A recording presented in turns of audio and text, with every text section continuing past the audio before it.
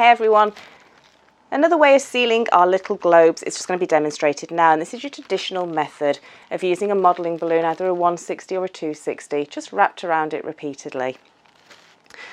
First things first for this is we're just going to pre-inflate the balloon to stretch it out.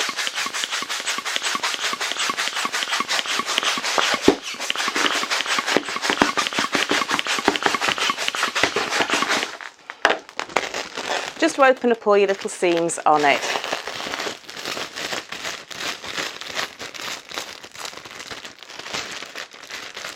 Because the little seam that we've got down here for the valve is actually folded over and you can see the creases within it.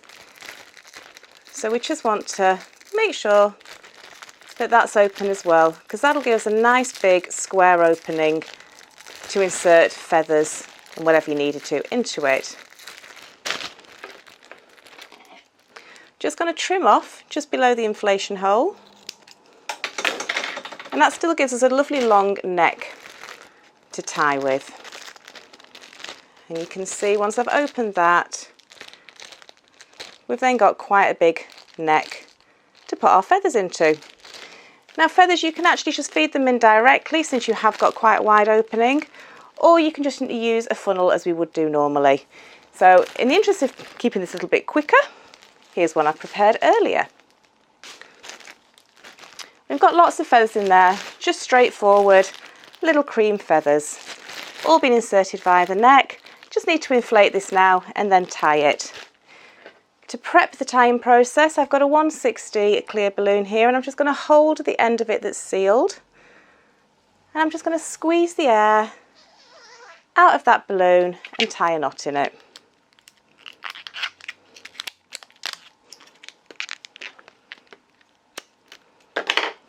And that just makes a 160 ribbon that's really, really stretchy. So I'm not going to get any air bubbles in when I'm going to be sealing the balloon. Just going to inflate this now with helium, so bear with me a second.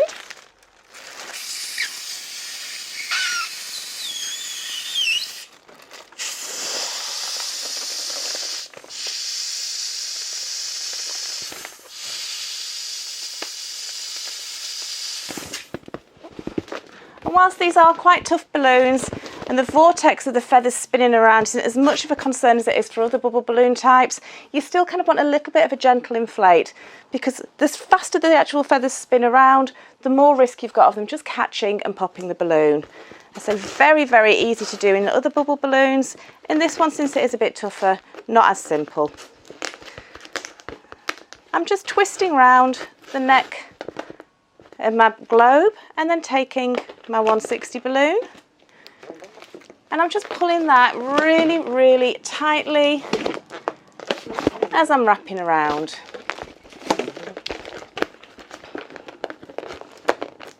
And then sealing. A little double knot is all it takes. If you are a little bit nervous of this method because you've had issues in the past, then there is a way, since you do have so much neck left at the end of there, rather than just trimming it off, you can fold that over and tie around again. So basically you're giving it a double tie. Just makes it a little bit more tricky for any helium inside to escape out. And then we can just knot that.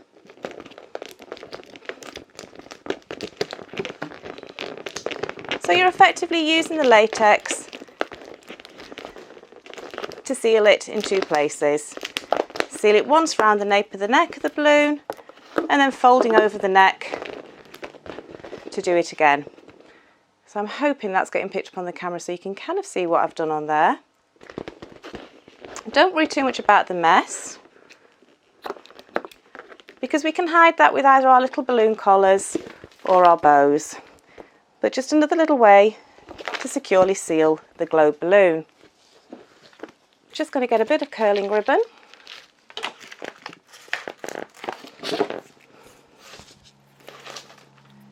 Do a little cinch knot, like so. Pop that over the neck of the balloon, and then tie. And here I've got a little bow that I've made earlier. Very straightforward, simple bow design to do, that I can just tie onto where we've sealed using the finer ribbon, the little organza ribbon that's on here.